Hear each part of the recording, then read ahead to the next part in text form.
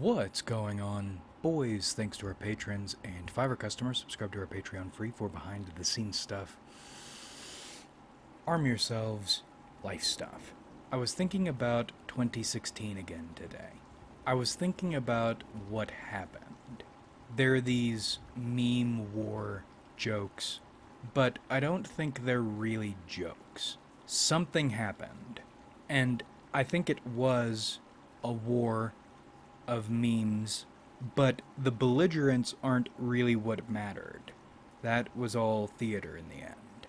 The important part was the way everyone engaged at that time got a taste of victory. And I don't mean any one particular victory, because looking back at 2016 and feeling that something there seems to be universal to the people who were in that shit. I think everyone was given a taste of victory, as I said, and in that way were brought up to a level people don't normally get. Feeling like there is something real to fight for, something real to be won. You ever notice the way everything before and after that has felt fake? It's because it is all fake. Even the things we cared about or thought we cared about in 2016 were fake. But the feeling was real. And I don't think it's just victory or stakes. I think it's victory and stakes in relation to shit you care about. When was the last time you felt like you were fighting over something that mattered to you and you had a shot? For me, we're coming up on 10 years. You tell yourself you care about things, or you have told yourself you've cared about things since then.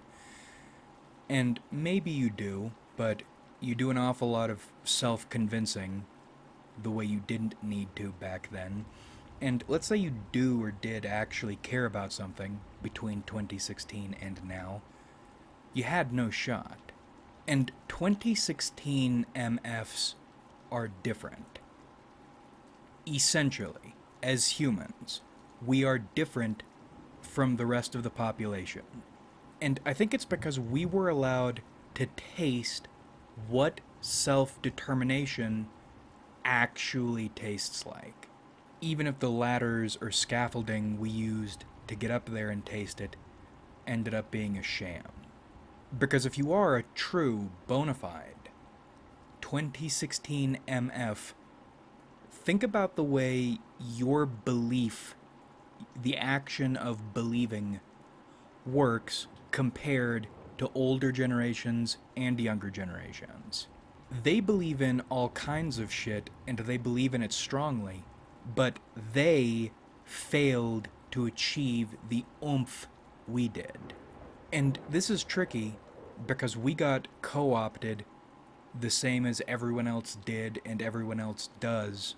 I think what separates the 2016 MF essence is the ability both to believe in something and to care about something and to have it feel like you have a shot at something, while also being an individual.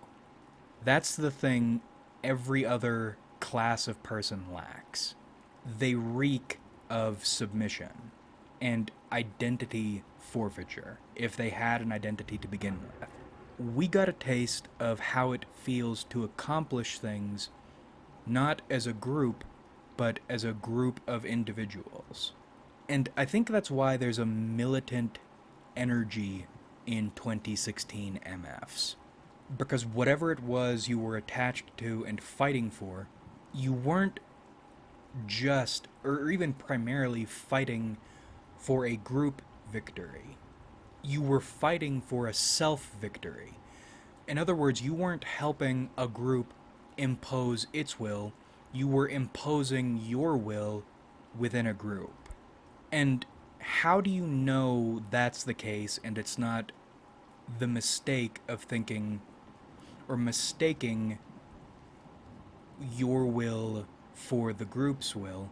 I think it's because in a distinctly American way, or New World way, in the way we think about and fantasize about America and the New World.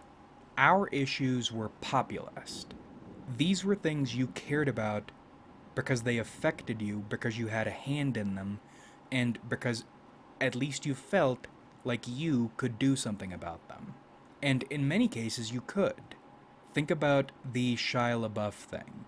In the big picture, that seems like a small issue or even a non issue, but it wasn't. It was vitally important. An example of individuals grouping up and imposing themselves on something in identity ways and in capability ways. And that shit's intoxicating because it feels like that's what we're here, or what we people are designed to be doing. Or at least certain sorts of people. Very democratic. You, through your will, have a say. And it just so happens there are people who think and feel the same things you do.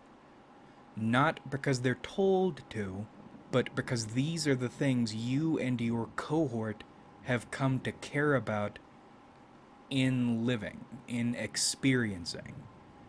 It's very earthy, crunchy, organic identitarianism. And we joke about and enjoy the anime profile picture to Steven Universe profile picture slider, but it is the case. You might, or these two extremes, or the 4chan and Tumblr thing, you might feel you were opposed and you might have been opposed on certain issues, but you were united in the way you were engaging with the world. And in all likelihood, the way you felt about the world at that time. And it's crazy because this is not exactly something that everybody had before us and then we've lost since.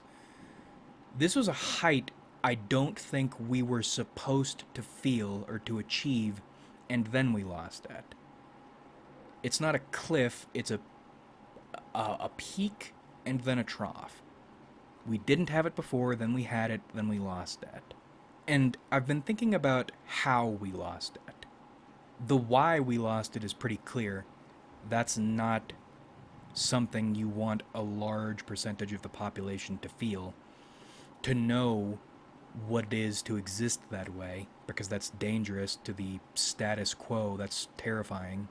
Because if a large number of people did feel that way, all it would take for the status quo to change would be for people to start feeling what they're feeling, voicing what they're feeling, and acting on what they're feeling. Not on what they're told to care about or told to do, but what they give a shit about. That's dangerous. That's the why. It's easy. But the how. What happened? And I think I'll be thinking about this until the day I die. What happened? In one word, betrayal.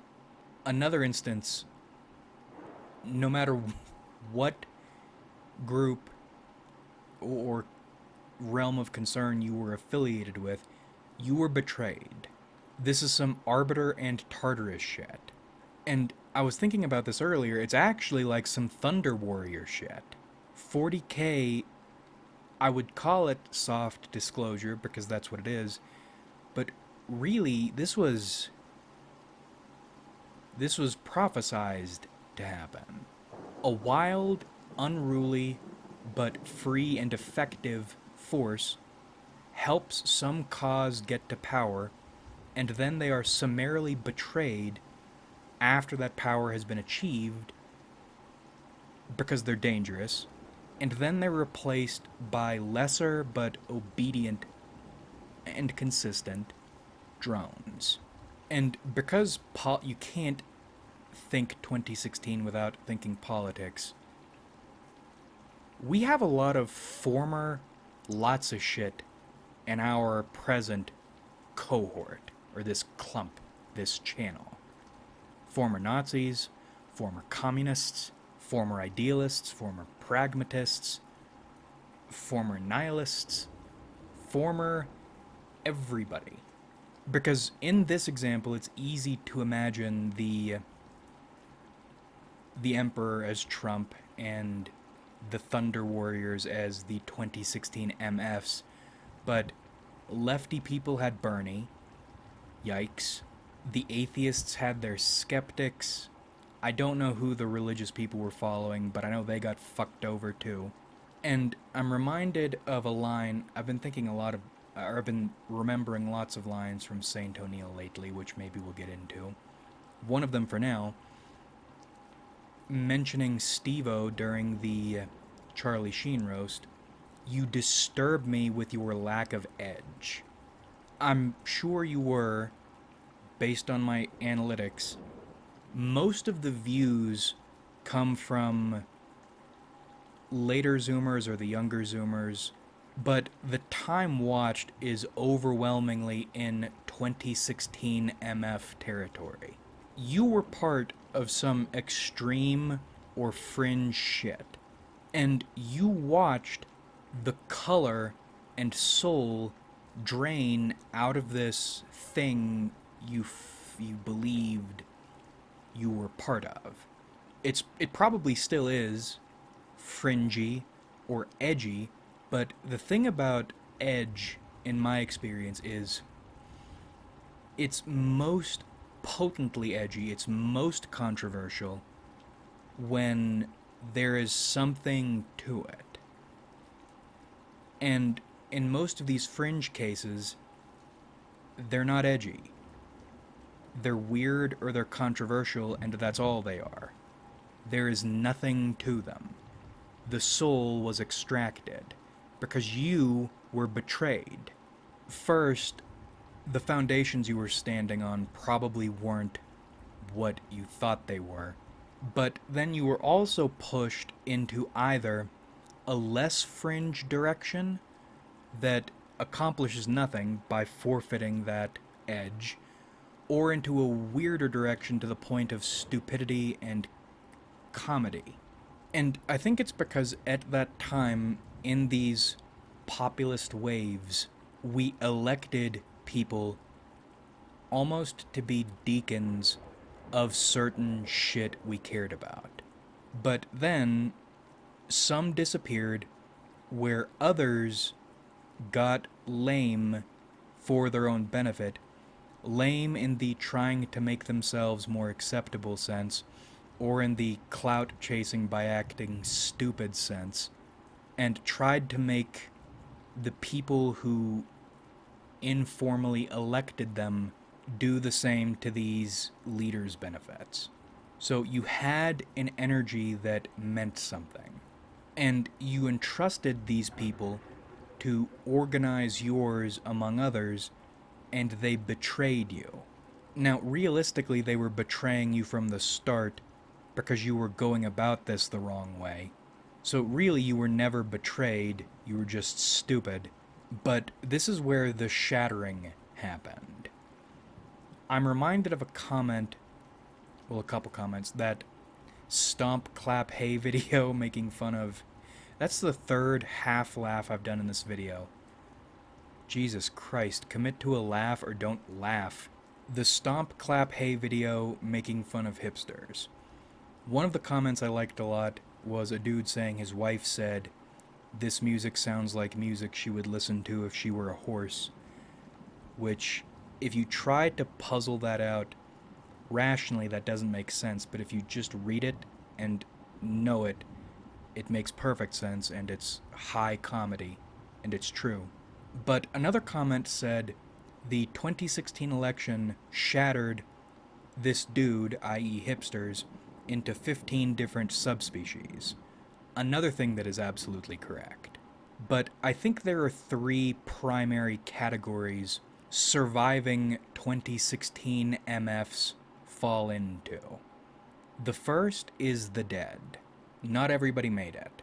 After the shattering or after the betrayal, they stagnated. They didn't change in any particular way, so instead they faded away. They faded into nothing.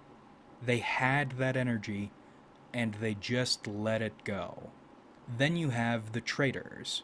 These are the people who went along with the informal leaders, either making themselves more acceptable in some moral way and trying to pressure people to do the same, or the people who act as counters to these people, going in the completely ridiculous and edgy direction, and again, accomplishing nothing.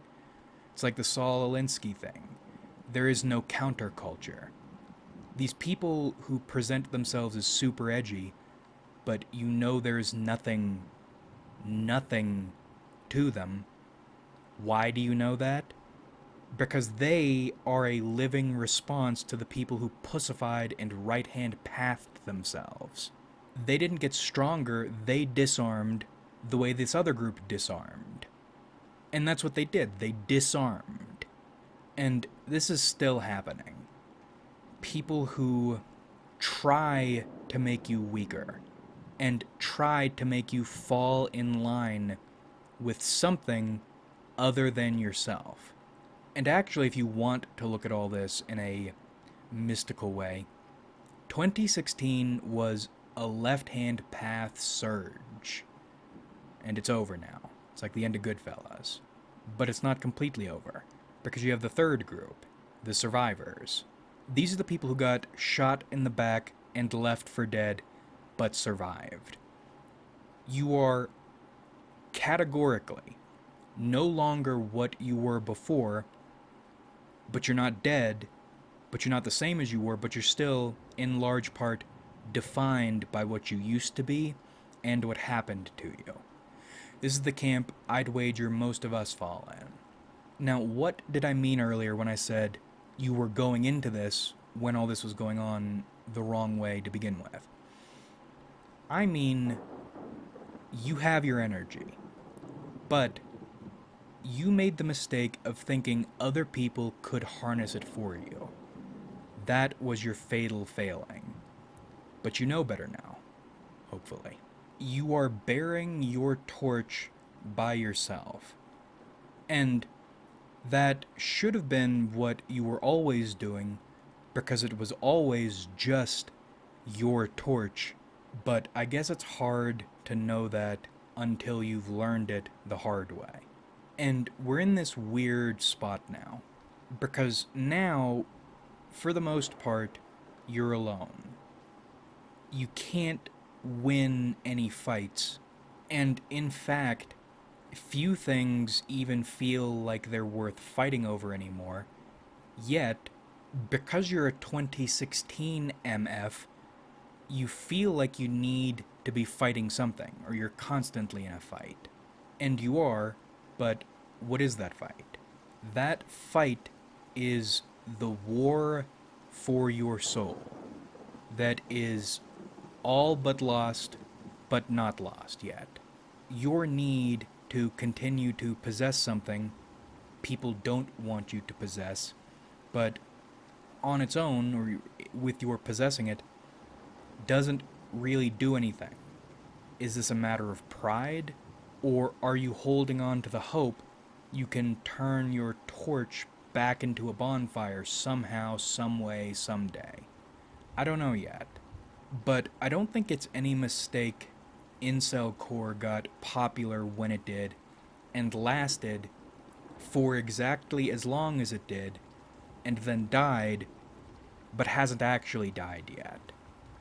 It is a living representation of the surviving 2016 MF existence.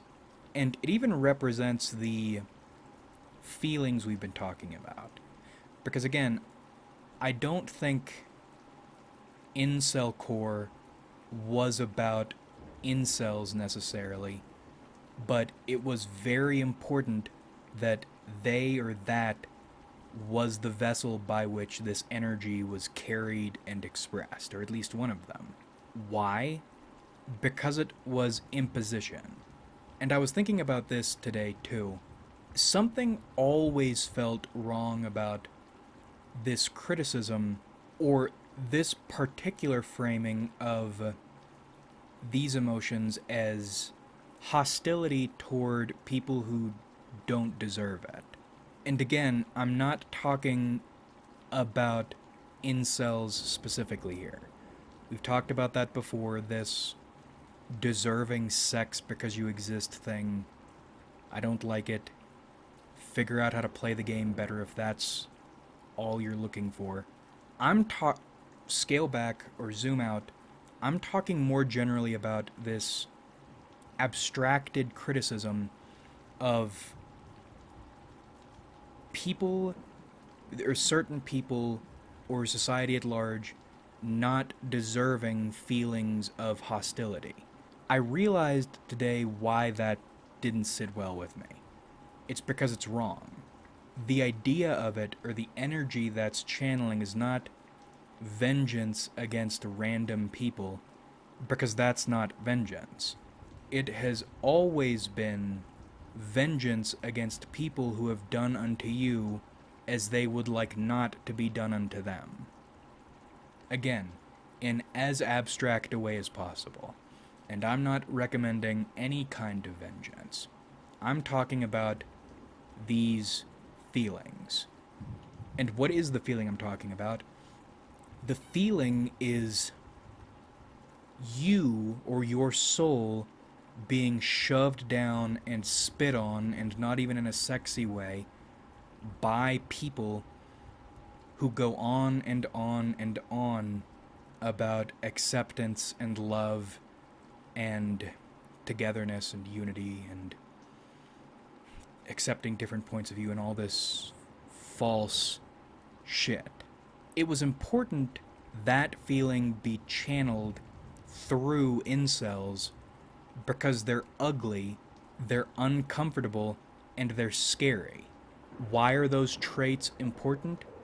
Those traits are important because they are ideal for imposing your point of view or upholding your point of view against society at large.